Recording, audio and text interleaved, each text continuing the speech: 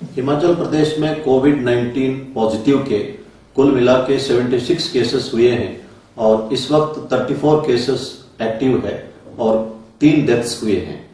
पिछले कल एक व्यक्ति बड़सर के गलोड से बिलोंग करता है, राजकुमार नाम का 52 ईयर व्यक्ति का डेथ हुआ है। ये बहुत अफसोस की घटना है और मैं पुलिस विभाग की तरफ से राजकुमार के फैमिली मेंबर्स को संवेदना व्यक्त करता हूं।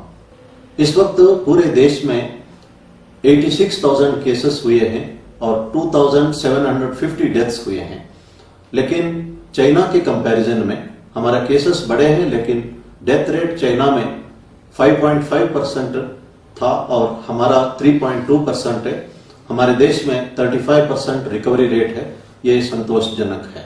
शिमला के बारे में कुछ लोग सोशल मीडिया में लिखते हैं कि शिमला कोविड फ्री है। मैं ये समझता हूं कि ये कहना उचित रहेगा कि अभी तक कोविड-19 पॉजिटिव केसेस शिमला में डिटेक्ट नहीं हुआ है। हमें इस मामले में कभी भी ओवर कॉन्फिडेंट नहीं होना चाहिए और पूरा प्रिकॉशंस लेना चाहिए। इंस्टीट्यूशनल क्वारंटाइन के बारे में कुछ कंफ्यूजन है, मैं क्लैरिफाई करना चाहता हूं। जो लोग रेड डिस्ट्रिक्ट से हिमाचल आएंगे उन्हें इंस्टीट्यूशनल क्वारंटाइन में रखा जाएगा। 6-7 दिन के उपरांत उनका जब टेस्ट किया जाएगा, अगर टेस्ट में नेगेटिव आता है वो बाकी टाइम होम क्वारंटाइन में रह सकते हैं। Institutional quarantine plus home quarantine कुल मिला के 14 दिन का रहेगा और जो होम क्वारंटाइन का आदेश होगा उसका कड़ाई से पालना करना होगा। लेकिन अफसोस की बात है कि अभी भी लोग होम क्वारंटाइन का नियमों का पालना नहीं कर रहे हैं। यहां तक है कि एक व्यक्ति जो मुंबई से आया था और हरोली पहुंचा था, उसने एक झूठा एड्रेस दिया था मोहाली का जो ऑरेंज जोन था और होम क्वारंटाइन में चला गया। अब पॉजिटिव पाया गया, उसने अपना फैमिली मेंबर्स को खतरे में डाला है। इसके ऊपर मुकदमा दर्ज किया। इस तरह का जो हरकतें बहुत ही निंदनीय है। हम सबको एक रेस्पॉन्सिबिलिटी समझना चाहिए और पूरा प्रिकॉशंस लेना चाहिए। जो हिमाचली विदेशों में फंसे हैं वे अगर हिंदुस्तान आना चाहते हैं तो जो रेसिडेंट कमिश्नर हिमाचल भवन दिल्ली के ऑफिस को संपर्क कर सकते हैं। उन्हें नोडल ऑफिसर बनाया गया है। ये हमारे ध्यान में आया है कि कुछ एक मकान मालिक टेनेंट्स को तंग कर रहे हैं और एडवांस रेंट मांग रहे हैं और यहां तक है कि 1 साल तक का एडवांस भी मांग रहे हैं। ये सही नहीं है। इस वक्त लोग स्ट्रेस में हैं और परेशान हैं। कईयों ने नौकरी खो लिया, कईयों ने तनख्वाह नहीं ले पा रहे और इस हालात में इस तरह का डिमांड करना सही नहीं है। मैं मकान मालिकों से अनुरोध करता हूं कि वे लोगों का दुख तकलीफ इस हालात में समझे और ऐसा ना करें। कुछ एक अच्छी घटना भी हमें देखने को मिला है। कुल्लू में एक व्यक्ति राजस्थान से आया था, उन्हें होम क्वारंटाइन का आदेश दिया गया था, लेकिन वो अपने घर से 16 किलोमीटर दूर क्वारंटाइन में रहा और अपने घर तक नहीं गया। और दूसरा एक इंस्टेंस हमारे नॉलेज में आया है कि सरकाघाट में कोरोना पॉजिटिव की वजह से एक व्यक्ति की डेथ हुई थी और उसका गेहूं का फसल काटने के लिए उसके गांव से तमाम लोग इकट्ठा होकर उन्होंने फसल काटा। लोगों में एक यूनिटी भी देखने में मिला है। बहुत सारे लोग, मेजॉरिटी लोग जो है होम क्वारंटाइन का नियमों का कड़ाई से पालना कर रहे हैं। मैं इन सबको धन्यवाद करना चाहता हूं। प्रधानमंत्री जी ने कहा है कि लोकल को बढ़ावा देने के लिए वोकल होना जरूरी है और लोकल को ग्लोबल प्रोडक्ट में पहुंचवाना है। प्रधानमंत्री जी ने आत्मनिर्भर भारत की बात भी कही है और इसके लिए इकोनॉमिक पैकेज भी उन्होंने घोषणा की है। इसके उपरांत वर्ल्ड बैंक ने हिंदुस्तान को $1 बिलियन की घोषणा भी की है। ये एक पॉजिटिव डेवलपमेंट है। इसके बारे में सोशल मीडिया में तरह तरह की बातें लिखी जा रही है। मैं 1-2 बात इस संदर्भ में कहना चाहता हूं। एप्पल कंपनी के मालिक स्टीव जॉब्स ने कहा है, when you do things with passion for quality you make wonders. जब गुणवत्ता के लिए एक जुनून होता है हमारे अंदर और उस दिशा में हम काम करते हैं, गुणवत्ता बढ़ाते हैं, तो हम एक चमत्कार कर सकते हैं। यह चमत्कार स्टीव जॉब्स ने किया है, आज Apple iPhone, Apple iPad, Apple laptop दुनिया भर मशहूर हुआ है। ये संभव है। इसके अलावा हम देख सकते हैं जो गुच्ची हो या वर्सैक हो, इटली के छोटे कस्बों से ये शुरू हुआ है। गुच्ची का मालिक एक टेलर का बेटा था और ये लिफ्ट ऑपरेटर था और उसने घुड़सवारों के लिए बैग बनाना शुरू किया। बैग की क्वालिटी में कॉन्सेंट्रेट किया। आज दुनिया भर में बैग्स गुच्ची ब्रांड का मशहूर हुआ है। यही कहानी वर्सैक प्रोडक्ट का है।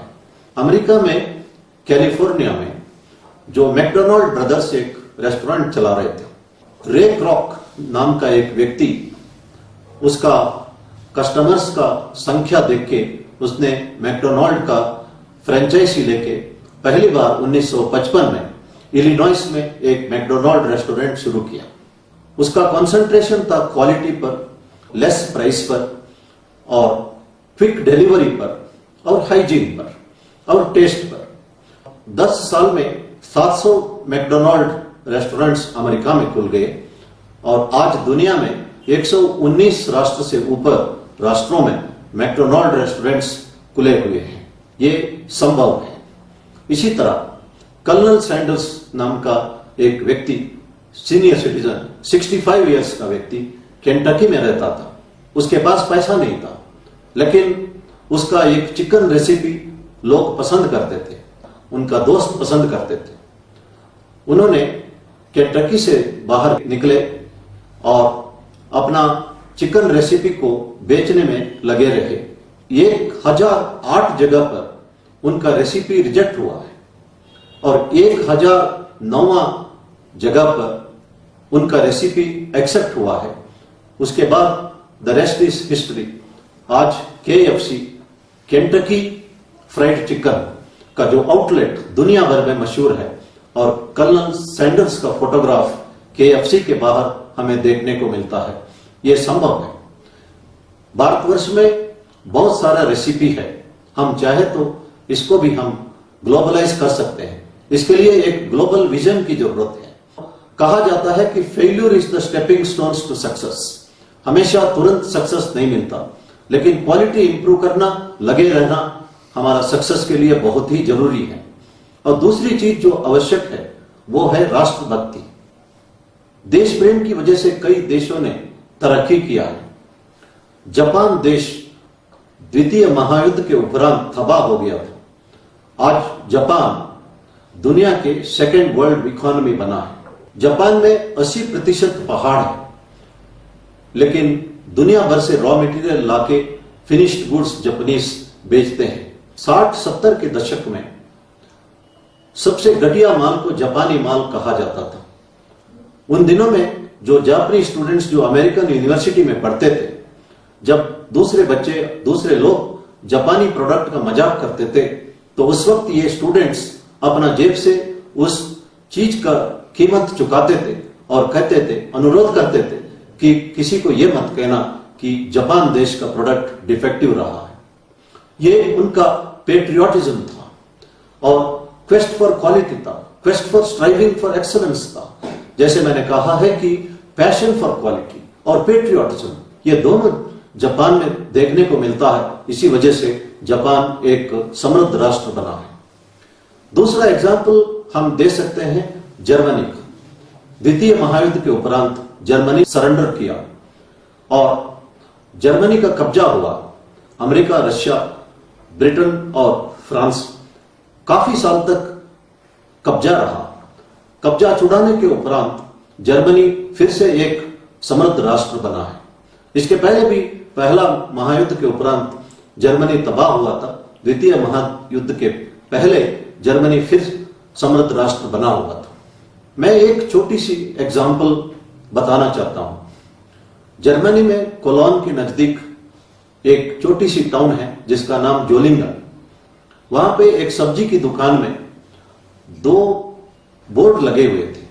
जो गाजर स्पेन से इंपोर्टेड था वो अच्छा क्वालिटी का था और उसका दाम आधा था, और दूसरा जो लोकल प्रोड्यूस्ड गाजर था उसका दाम दुगना था और क्वालिटी इतना अच्छी नहीं थी।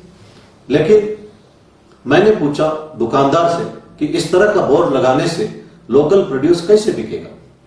उसने कहा कि थोड़ी देर देखते रहना। आधा घंटा में मैंने देखा कि जो लोग आते थे वे लोकली प्रोड्यूस्ड जो गाजर है, जो उतना अच्छा क्वालिटी का नहीं था, और दुगना दाम देख के उसको खरीदते गए। मैं इसको देख के हैरान हुआ। ये जर्मन लोगों का देशभक्ति था। हम सोच सकते हैं कि अगर शिमला में जो इंपोर्टेड एप्पल्स होते हैं या लोकली प्रोड्यूस्ड एप्पल्स होते हैं, और अगर इंपोर्टेड एप्पल्स अच्छा क्वालिटी का हो और सस्ता हो, क्या हम ये कर सकते हैं? ये सब सवाल हमको अपने आप को पूछना है। जब हम लोकल प्रोड्यूस को एनकरेज करेंगे तभी वो ग्लोबली कॉम्पीट कर पाएंगे। इसके लिए एक ग्लोबल विजन की जरूरत है और पैशन फॉर क्वालिटी की जरूरत है और देशभक्ति की जरूरत है। प्रधानमंत्री जी ने कहा है कि इस संकट की घड़ी में जब हिंदुस्तान में एक भी पीपी किट उत्पादन नहीं होता था और N95 मास्क ना का बराबर प्रोड्यूस होता था, आज देश में 2 lakh per day PP kit और 2 lakh per day N95 mask produce हो रहे हैं। ये संभव है। इस वक्त साइंटिस्ट, हमारे डॉक्टर्स लगे हैं वैक्सीन और मेडिसिन की खोज में, और हमारे इंजीनियरिंग स्टूडेंट्स ने भी पोर्टेबल वेंटिलेटर्स तैयार किए हैं। एक रिस्ट बैंड जिससे हम कोई भी चीजों को हाथ डालते हैं तो यूवी रेस या सैनिटाइजर्स की द्वारा स्प्रे हो जाता है और डिसइंफेक्ट हो जाता है, उसकी तैयारी की, और टचलेस डोरबेल तैयार की। तो देश अगर इकट्ठा हो जाए और हम लगन के साथ अगर इन्वेंशन करें, हिंदुस्तान कुछ भी करके दिखा सकते हैं। इसीलिए हम सब इकट्ठा होके इस वक्त प्रधानमंत्री जी की बातों को समझें और आत्मनिर्भर भारत बनाने में हमारा सहयोग करें। धन्यवाद। जय हिंद।